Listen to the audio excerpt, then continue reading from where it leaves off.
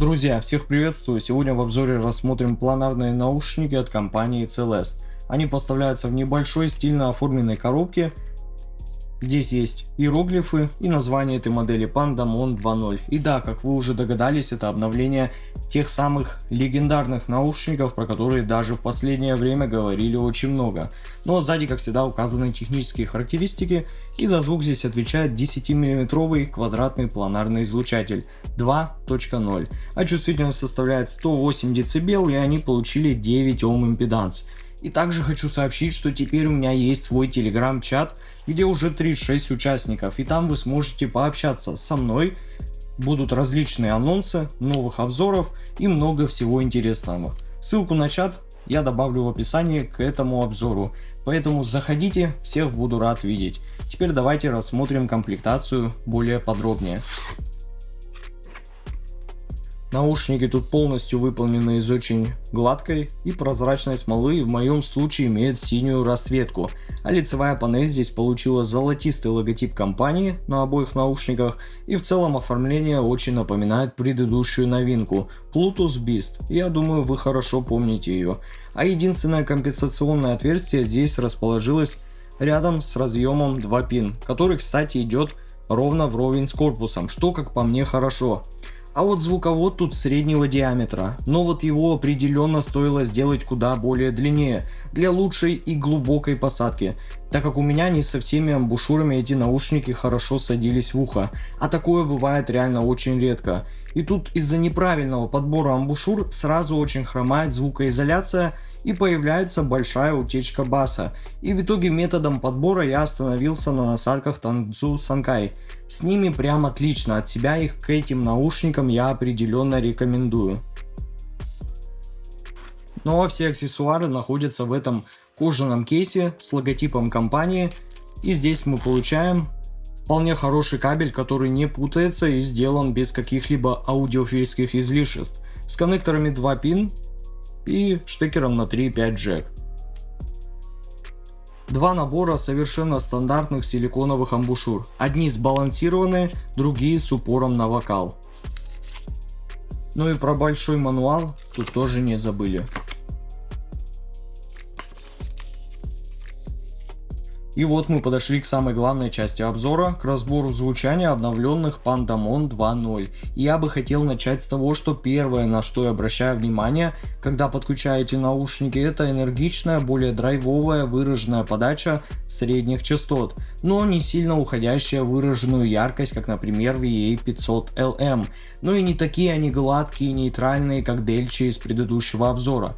То есть да, здесь получилось что-то среднее между ними, но при этом нисколько не напоминающее по тюнингу эти наушники. Да и как таковой схожести с другими моделями из того, что я слушал за последнее время, лично я здесь не вижу.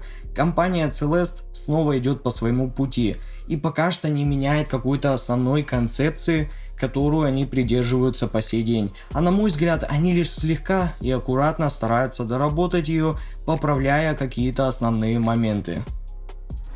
И начнем с низких частот, которые здесь стали более основательными, подросла и общая массивность и глубина, бас фактурен, с хорошей текстурной проработкой, но лично я бы хотел получить побольше прозрачности для лучшего восприятия и слышимости сатурации. Но я думаю, что драйвер тут и так старается на пределе, и цели поставить какие-то супер рекорды в этом плане у него и нету. А вот мидбас же тут наконец-то стал более выраженным, панчевым, с лучшей выделенной атакой и плавным затуханием. Но понятное дело, он по-прежнему не уходит в басхедность. Поэтому басхеды, снова без обид, просто примите это.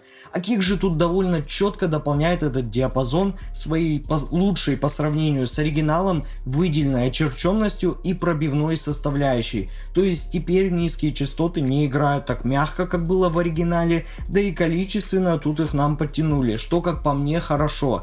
А вот на средних частотах тут сразу заметен выделенный дополнительный акцент у вокальной части и на ударной партии, и ощутимый вес на нижней серединке. Малый барабан и вокал тут заметно выдвинут вперед.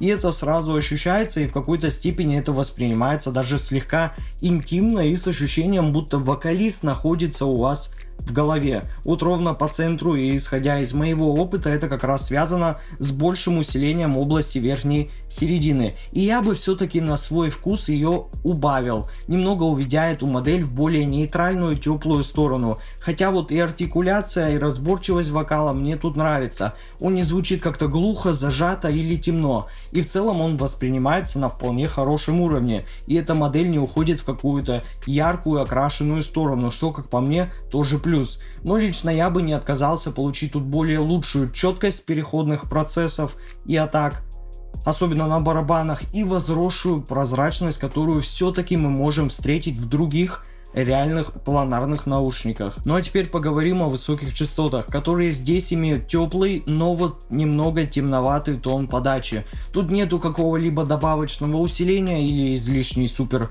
пронзительной яркости, да и тарелки с перкуссией тут не берут на себя много внимания, так как нам их немного поджали и отодвинули, чтобы они просто слегка как-то на фоне делали свою работу с небольшим присутствием и фирменным дерзким выделенным тембром этого драйвера SPD. Но вот его разрешение и детализация тут, конечно, не рекордная. Банально все упирается в этот излучатель. И как по мне, он просто не может прыгнуть выше своих возможностей, так как у всего есть свой предел. Тут также не прослеживается нам знакомой той самой супер явной планарной четкости и разборчивости с кучей воздуха. Да и в целом, как по мне, эта модель не сильно уходит в явную убойную техничность, а по-прежнему, как оригинал, больше имеет вот чисто уклон в музыкальность.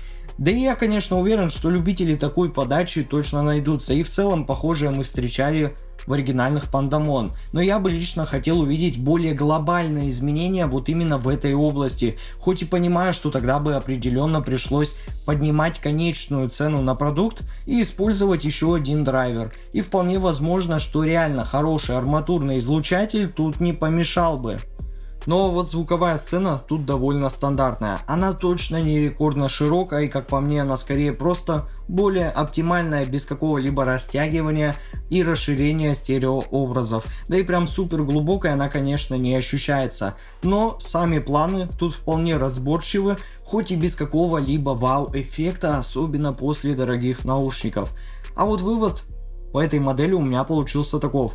Целест Pandamon 2.0 — это недорогие наушники с очень знакомым тюнингом и подачей. В явную спокойную нейтральность эта модель определенно не уходит, но и супер яркими и прямо светлыми я бы их точно не назвал. Скорее тут мы имеем что-то посередине, как будто и виднеется какой-то баланс, и вполне по-прежнему соблюдена вся та самая фирменная концепция CLS, которая полюбилась еще тем более многим. Ну а ссылка на покупку наушников находится в описании и в закрепленном комментарии под видео.